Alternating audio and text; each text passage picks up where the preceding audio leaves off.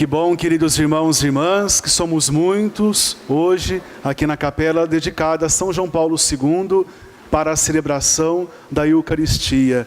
É festa no céu, cada vez que nos reunimos em torno do altar para o sacrifício eucarístico, a celebração da Santa Missa. Uma vez mais eu acolho com alegria as 9 crianças da nossa catequese aqui da comunidade São João Paulo II, que vão ter a honra de receber das mãos da igreja a palavra de Deus. O padre dizia no começo, essa palavra, meninos, há de ser luz na vida de vocês. E permita mesmo que essa palavra do Senhor encontre um lugar todo especial no coraçãozinho de vocês. Feliz aquela que escuta com carinho, com atenção a palavra de Deus. Mais feliz ainda quem coloca em prática os ensinamentos da palavra. Por que colocarmos em prática a palavra de Deus? Colocar em prática a palavra de Deus, meus irmãos, significa fazer a vontade de Deus. Nós escutamos bem na segunda leitura de hoje, a carta de São Paulo, apóstolo, dizendo que Deus, nosso Senhor, deseja, sonha que todos, absolutamente todos os seres humanos alcancem a salvação. Vejam, meus irmãos e irmãs, o sacrifício de Cristo na cruz foi para acolher e salvar todo o gênero humano. Portanto, é sonho de Deus a nossa salvação, é sonho de Deus a nossa felicidade verdadeira. Porém, meus irmãos, ao mesmo tempo que a salvação em Cristo Jesus é um dom de Deus, o Senhor que conquistou para nós, não despreza o empenho nosso, a adesão nossa, a abertura de coração. Por isso, a importância de darmos atenção à palavra de Deus, deixarmos com que a palavra do Senhor vá aos poucos modelando ou transformando, por exemplo, a nossa maneira de pensar. O que é a conversão? A conversão, que é a mudança de vida, ela passa a ser uma realidade em nossas vidas a partir do momento que a gente escuta a voz de Deus por meio da sua santa palavra. Diz um salmo da Escritura que a palavra do Senhor é luz para os nossos passos. Portanto, meus irmãos, é impossível continuarmos os mesmos depois de um encontro pessoal e profundo com as Sagradas Escrituras. Hoje em dia nós vivemos num mundo de muito barulho, de muitas vozes, onde se fala muita coisa. Porém, nós não ouvimos coisas que nos conduzem a Deus. Então, meus irmãos, valorizemos mais a palavra do Senhor. Tantas vezes temos lá em casa a Bíblia, mas não damos a devida atenção. Não folheamos a Bíblia, não lemos esta palavra em oração para descobrirmos o que Deus quer nos revelar através da sua palavra. Vejam, meus irmãos, a palavra de Deus hoje, que marca para nós o 25º domingo do tempo comum. É um convite à conversão. A conversão que passa pelo amor ao próximo, também pelo compromisso com os nossos deveres na sociedade. O profeta Amós foi a boca de Deus para os governantes da sua época, porque as pessoas naquele contexto frequentavam as sinagogas, a igreja da época, mas viviam um grande divórcio, uma separação entre a fé que celebravam na sinagoga e a vida que cultivavam no dia a dia. O nosso padroeiro, São João Paulo II, quando era o Papa da nossa igreja, ele já dizia que há um divórcio no mundo entre fé e vida. Muitos católicos que celebram a liturgia em nossas igrejas, mas no dia a dia vivem ao seu bel prazer. Não é a palavra de Deus quem dita os passos da sua vida.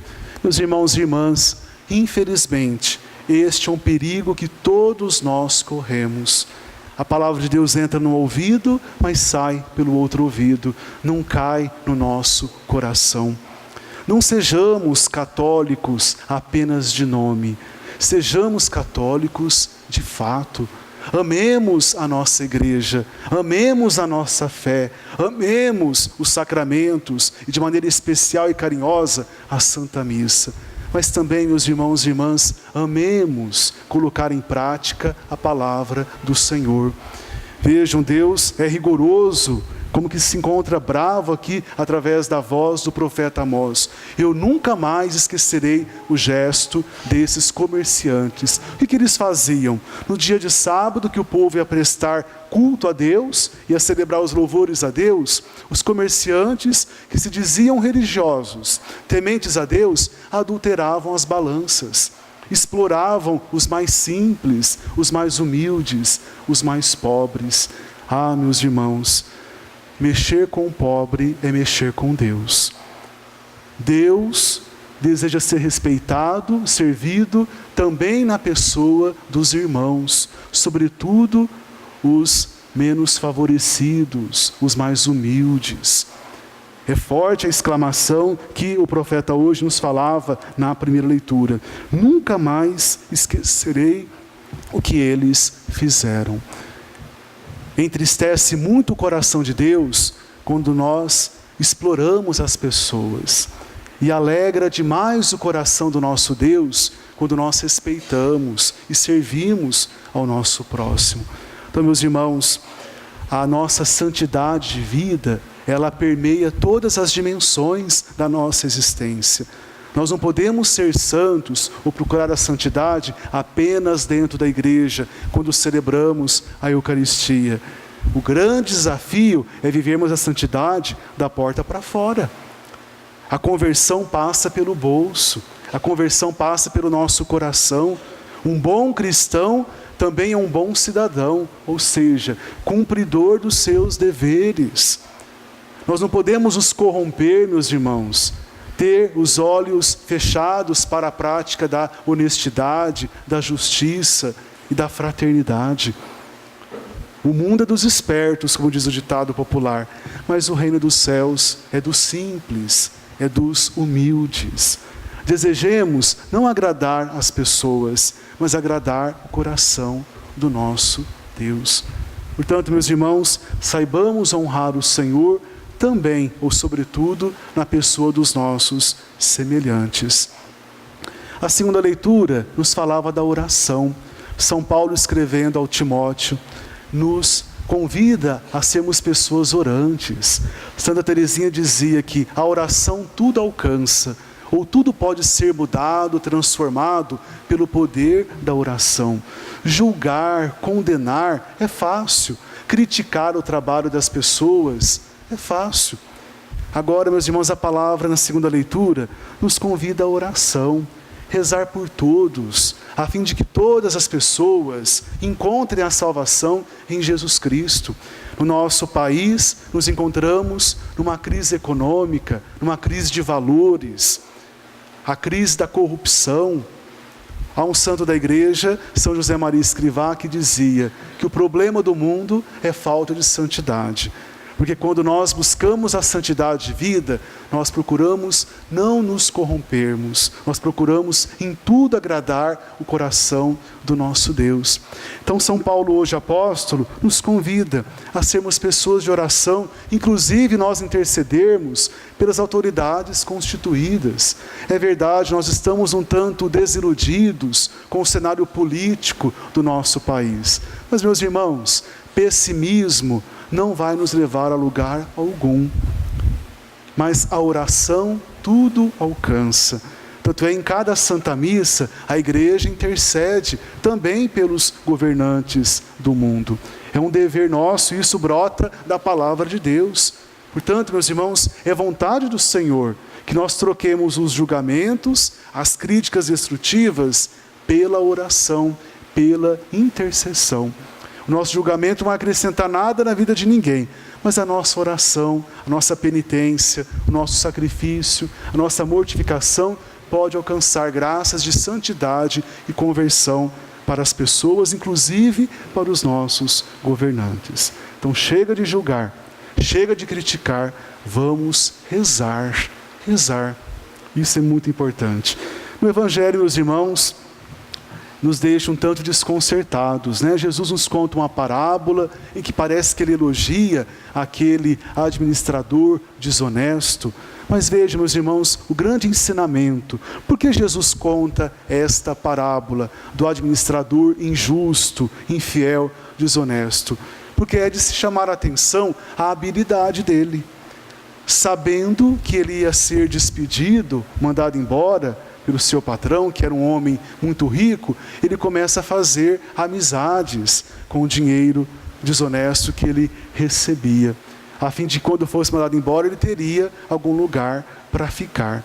Jesus, é claro, meus irmãos, não aprova essa conduta, não elogia essa conduta, mas nos ajuda a pensar na habilidade, na esperteza deste homem. Vejam, para as coisas do mundo, nós somos muito ágeis, né? Quando nós queremos alguma coisa, a gente é disposto a qualquer sacrifício.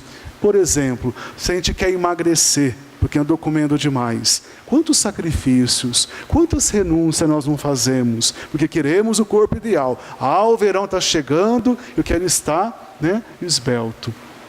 Agora, por que nós não temos esta mesma habilidade, essa mesma energia, esse mesmo empenho para buscar as coisas do alto, para agradar o coração de Deus?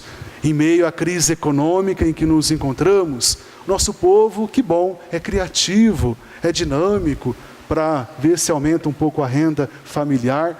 Mas por que para as coisas da alma, para as coisas do céu, nós não temos a mesma criatividade e o mesmo dinamismo? O que Jesus quer que nós percebamos, meus irmãos, é o seguinte: a habilidade daquele homem. Ele até fala, olha, os filhos deste mundo são mais espertos do que os filhos da luz. Porque os filhos deste mundo até têm uma certa coerência de vida. O que eles querem, eles correm atrás e conseguem. Nós que somos os filhos da luz, porque batizados na igreja, porque celebramos a igreja, celebramos a Eucaristia, ouvimos a palavra, e tantas vezes não nos entusiasmamos em fazer a vontade de Deus. Sou cristão católico, e ficamos por aí. Qualquer problema, qualquer crítica, qualquer tribulação, como que abala o nosso coração. Parece que não temos uma alegria, um entusiasmo por sermos cristãos católicos. Então vejam, meus irmãos, guardemos este ensinamento do Santo Evangelho de hoje. Sermos mais atentos, alegres, entusiasmados em buscar as coisas do alto.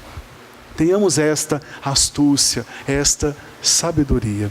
É claro que o Senhor não nos quer desonestos em nossos negócios. E depois Jesus termina, meus irmãos, dizendo: ninguém pode servir a dois senhores. A que Deus de fato nós estamos prestando culto? A Deus nosso Senhor Jesus Cristo, ou ao dinheiro, ou aos bens materiais, os afetos humanos? Que Deus realmente, meus irmãos, tem reinado em nossos corações. Voltemos a nossa vida para Jesus. Ele é o único capaz de nos fazer felizes, o único capaz de nos dar a salvação que a nossa alma tanto deseja. Amém?